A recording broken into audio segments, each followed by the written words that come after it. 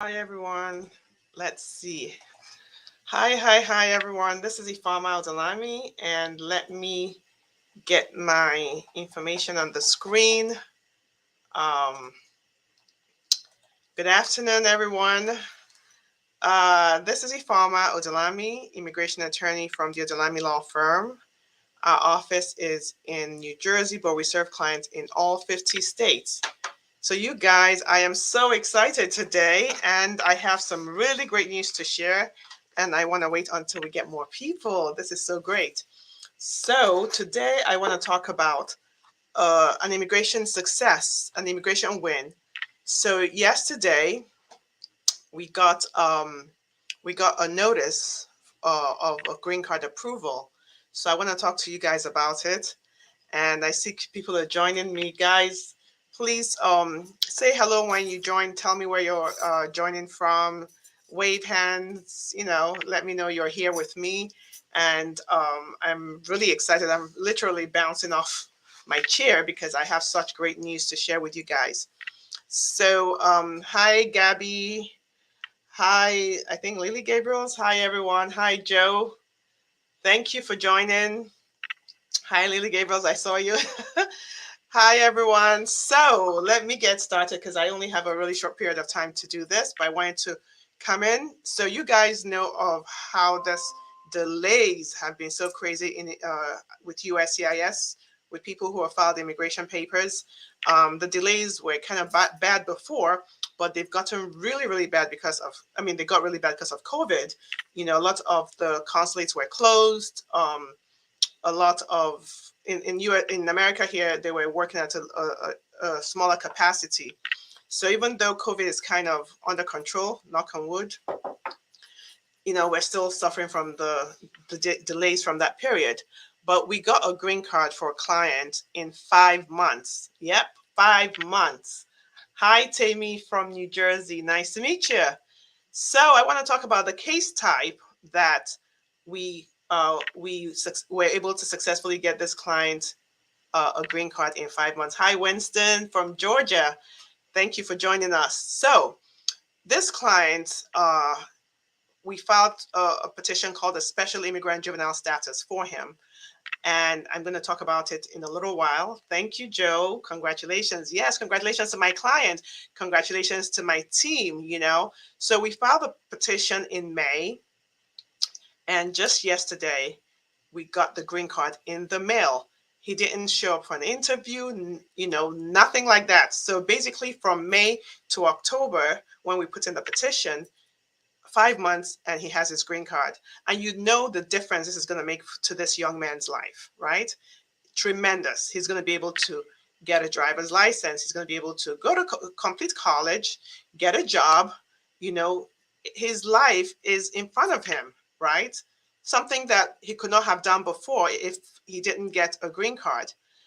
If he didn't get a green card, guess what? He would have been, under the shadows, hiding, not being able to fulfill his potential. And let me tell you something, this young man is going to do great things. I'm not even kidding. He is such a talented person. He's going to do great things. And I cannot wait to observe the greatness of the kind of person he's going to be. So let me tell you what we did for him. So this young man was in the United States, and were able to show through special immigrant juvenile status that he deserves to stay here and he deserves to get a green card. So I'm going to talk about special immigrant juvenile status and what it requires, because a lot of people don't even know about this pathway to citizenship. It's a pathway to a green card, and then from there you file for citizenship when you qualify. A lot of people don't know that. And let me tell you something. There's nothing as bad as knowing that somebody could have qualified for a green card, but they didn't get a green card because they didn't know. So please share this video, share it to your friends, share it on your pages. You just never know.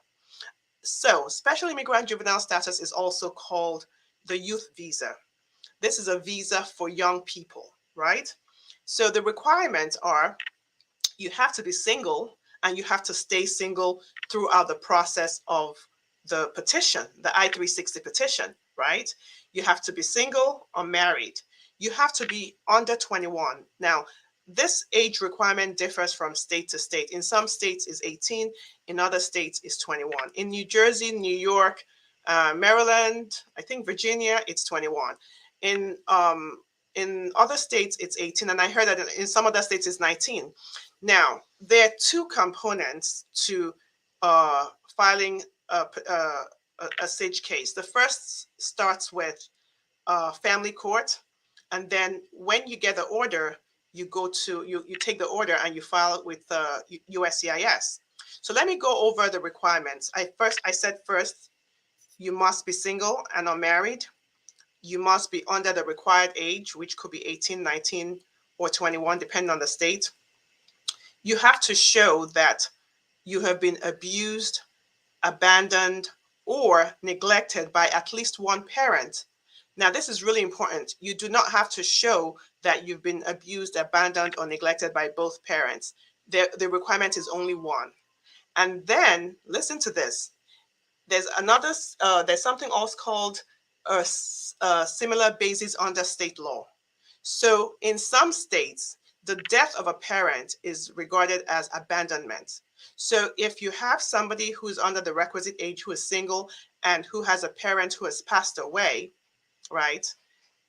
You don't even need to show anything about the other parent. If you show that there's been abuse, abandonment, or neglect, where abandonment could be the death of a parent, you may be able to qualify for special immigrant juvenile status.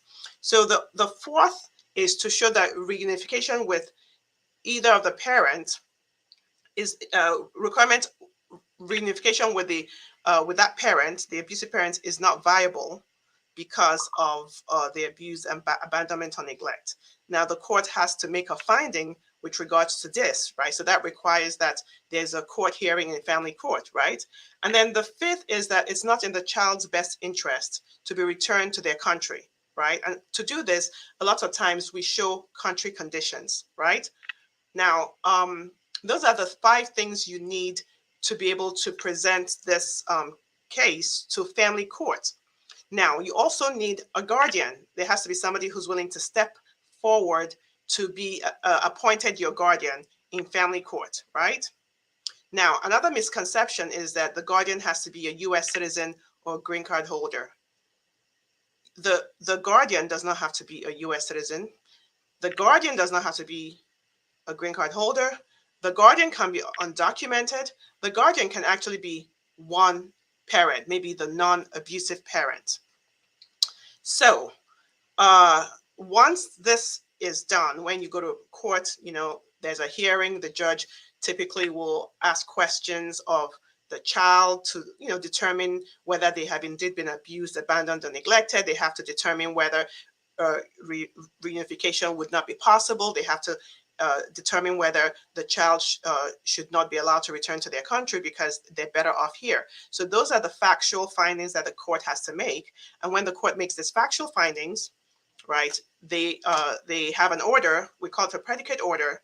And that's what you use to file the Form I-360 for special immigrant juvenile status. So in the past, we have had our run rate has been 9 to 10 months. Typically a year before you get the green card, right? This one for 5 months, it totally blew my mind. So we've been getting a lot of, we got a VAWA application that was approved within 8 months, 9 months. I think we got like 3 recently. We've gotten work permits within a month. And now I have to tell you, I give USCIS, kudos for that, because it seems like they're really trying to get a handle on this, on the weight. But I give, a lot of, I give a lot of kudos to my team who put in so much work to make sure that we're getting the information that's needed to make sure that we're not receiving requests for evidence or anything that could delay the case. So it's a win-win situation. So now, when we get the predicate order and the case we file the I-360. Sometimes we file it with the adjustment of status at the same time. Now there are 3 countries that I think it's about 3 countries that you can file the adjustment of status because there's their priority dates are not due. So that would be El Salvador, Honduras, and I think Guatemala. So those people have to wait, the I-360 is approved, then they wait for their priority date to be reached so that they can file the I-485. But for most other countries, you can do it in one filing. So let me look at some of the questions, and then we can go forward. Thank you. Joe Houston says, congratulations. Thank you. And Mr. Tusk says, good day, attorney. You're awesome doing your job. Thank you, Mr. Tusk. I appreciate. And then we have Sharma Collins just saying, hello. Hi, good afternoon, Sharma. And then Timmy Tokwe Kudirat says, does this child have to be here in the United States? Yes, Timmy Tokwe, the child has to be in the United States. That's another thing I forgot to say. That's actually a great question. The person has to be physically present in the United States. And another good thing about SIJS is it doesn't matter if the child is here without, if they came here without a visa. It doesn't matter. It matters if they came with a visa. Their visa is expired. It doesn't matter if they are currently in deportation proceedings, right? Right? Because even if they're in deportation proceedings, they can still get their green card because the special immigrant juvenile status can allow them to get out of immigration court. So now Mr. Tusk says, as a 2-year green card holder, can I file to still remove conditions based on VAWA, even though my divorce is still pending and I can still file for citizenship within 3 years of green card based on this?